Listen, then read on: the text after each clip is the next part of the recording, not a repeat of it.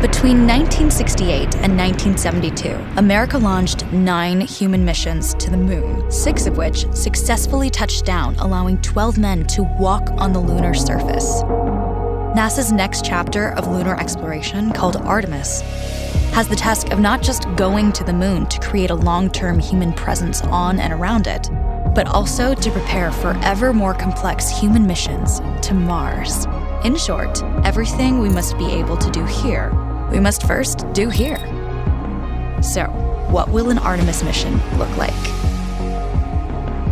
Everything is designed and tested with our most important element in mind, the astronauts. This is their deep space, human-rated spacecraft called Orion, built in 3 parts. The crew module, where up to 4 astronauts will live and work throughout the flight. The service module, with life support systems for the crew and its own engine and fuel reserves. And a launch abort system, with engines capable of pulling the crew module to safety during launch should anything go wrong. To accomplish the task of launching our crew and heavy payloads, NASA is building the Space Launch System, comprising of a cargo hold, an exploration upper stage, a massive core stage, and 2 extended solid rocket boosters. Altogether, this is the world's most powerful rocket, and it exceeds the legendary Saturn V of the Apollo era in numerous ways. Sitting on the launch pad, the entire rocket, fully fueled, weighs just over 6 million pounds, 5.2 million of which is just the fuel. Once ignited, there is no stopping what comes next. All 4 RS-25 engines and the 2 solid rocket boosters come to life, thundering our crew upwards. 2 minutes after ignition, the solid rocket boosters are spent and released. 8 minutes after launch, the core stage is depleted and separated. The upper stage fires briefly, placing Orion into a parking orbit around the Earth. Here, the crew reconfigure the spacecraft and check systems to confirm everything is ready for deep space travel. With a go from mission control, the crew reignite the exploration upper stage engines to leave Earth entirely. The exact timing of this maneuver is critical to reach a speed that can escape Earth's gravitational pull, but also put Orion on a course that will intersect the moon days later. Once this burn is complete, the upper stage of the SLS is jettisoned and the crew aboard Orion coast for several days toward all that awaits them at the moon.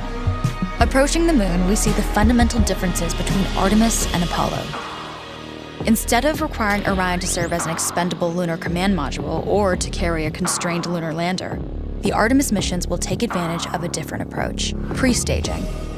Everything needed for lunar missions will be positioned in advance by commercial and international partners.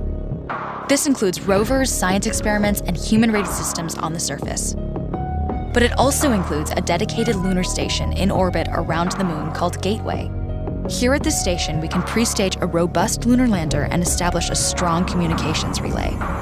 Designed with open standards, the Gateway can be expanded as new missions and partnerships develop, allowing multiple human missions on the moon at the same time and enabling ongoing science to be conducted even between human missions.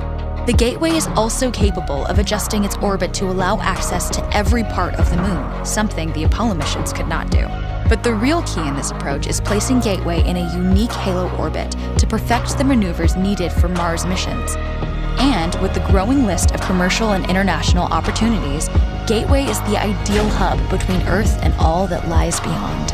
Returning to our crew as they approach Gateway, the Orion must match the elliptical orbit of the station in order to successfully dock. Once on board, pre-selected crew members transfer to the lunar lander, while those assigned to Gateway remain on station. The lunar lander system itself is built for 3 unique steps: descending from the halo orbit of Gateway down to a low lunar orbit, descending from low lunar orbit to the surface, and once the lunar mission is complete, launching from the surface of the moon and ascending all the way back to the orbiting Gateway.